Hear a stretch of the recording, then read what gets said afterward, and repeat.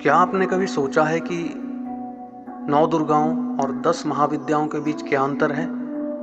कौन सी देवियां हमें शक्ति और सुरक्षा देती है और कौन सी हमें आत्मज्ञान और गूढ़ रहस्यों का मार्ग दिखाती है? क्या आप जानते हैं कि ये देवियां हमारे जीवन में क्या भूमिका निभाती हैं और कैसे उनकी साधना हमारे जीवन को बदल सकती है?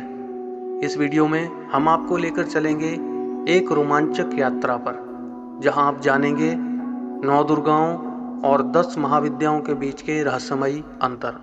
तो बने रहिए हमारे साथ और जानिए देवी शक्ति के इन दोनों स्वरूपों की अद्भुत कथा और उनका गहरा महत्व। 10 महाविद्याएं और 9 दुर्गाएं दोनों ही हिंदू धर्म में अत्यधिक पूजनीय देवी रूप हैं, लेकिन उनके उद्देश्यों, साधनाओं और स्वरूपों में गहरा अंतर है। ये देवियां न केवल आध्यात्मिक रूप से महत्वपूर्ण हैं, बल्कि उनके माध्यम से भक्त जीवन और मृत्यु के रहस्यों को समझते हैं और जीवन की कठिनाइयों से लड़ने की शक्ति प्राप्त करते हैं। बात करते हैं 10 महाविद्याओं के बारे में। 10 महाविद्याएं देवी शक्ति के रहस्यमयी, उग्र और तांत्रिक रूपों को दर्शाती हैं। ये देवियां तंत्र और योग साधना में अत्यंत महत्वपूर्ण मानी जाती है। महाविद्याओं की साधना साधक को गहन आत्मज्ञान, अद्वितीय शक्तियां और गूढ़ रहस्यों की प्राप्ति कराती है। ये देवियां विशेष रूप से जीवन मृत्यु के चक्र, आत्मा की स्वतंत्रता और तंत्र साधनाओं के माध्यम से उन्नति की दिशा में मार्गदर्शन करती है। महाविद्याओं में शामिल काली, तारा, त्रिपुर सुंदरी, भुवनेश्वरी, छिन्नमस्ता, भैरवी, धूमावती, बगलामुखी, मातंगी और कमला, हर एक का स्वरूप और साधना का तरीका भिन्न है। ये देवियां उग्र रूप में संकट मोचन, आत्म साक्षात्कार और कठिनाइयों का नाश करने वाली मानी जाती है। काली, जो संहार और पुनर्जन्म की देवी है, उनका स्वरूप अत्यंत उग्र और तांत्रिक है। वह काल का नाश करती है और साधक को हर बंधन से मुक्त कराती है। तारा संकट से मुक्ति दिलाने वाली है और ज्ञान का प्रतीक है।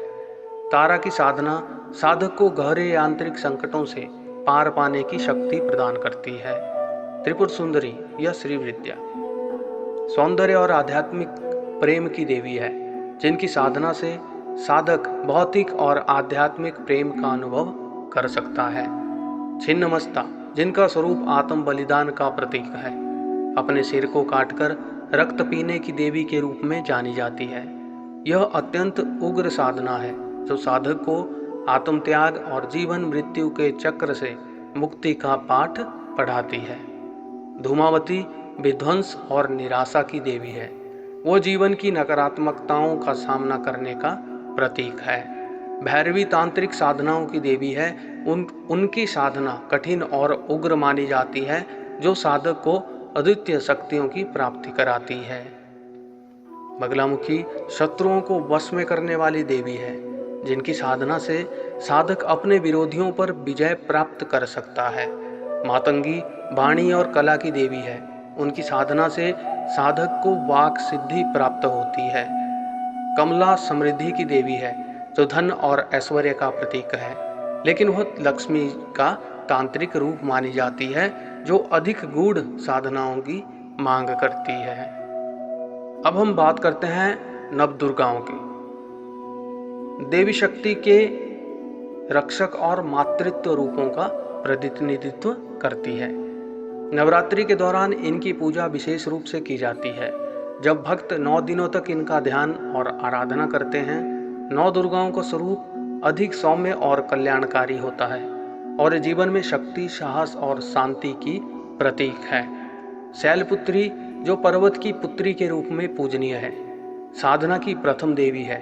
उनकी पूजा से भक्त को शक्ति और साहस प्राप्त होता है।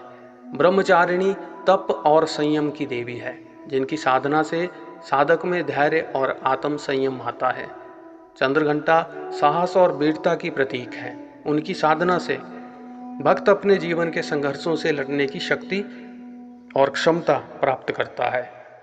कुष्मांडा सृष्टि की उत्पत्ति करने वाली देवी मानी जाती है। उनकी पूजा से जीवन में उन्नति और सृजन की ऊर्जा का संचार होता है। स्कंद माता कार्तिकेय की माता है और मातृत्व की देवी हैं। उनकी पूजा से साधक को मातृत्व, प्रेम और सुरक्षा प्राप्त होती है। कात्यायनी महिषासुर मर्दिनी के रूप में महिषासुर का संहार करने वाली योद्धा देवी है, जिनकी पूजा से भक्त हर बुराई का नाश कर सकता है। कालरात्रि अज्ञान और अंधकार का नाश करने वाली देवी है। उनकी साधना से साधक को हर प्रकार के डर और अज्ञान से मुक्ति मिलती है। महागौरी पवित्रता और शांति की देवी है, जिनकी पूजा से साधक के जीवन में शांति और संतुलन आता है। सिद्धिदात्री सिद्धियों की दात्री मानी जाती है और उनकी पूजा से भक्त को अद्वितीय सिद्धियां प्राप्त होती है। 10 महाविद्याओं और नवदुर्गाओं के स्वरूप में अंतर है, साधना की प्रकृति में अंतर है और उद्देश्य में अंतर है।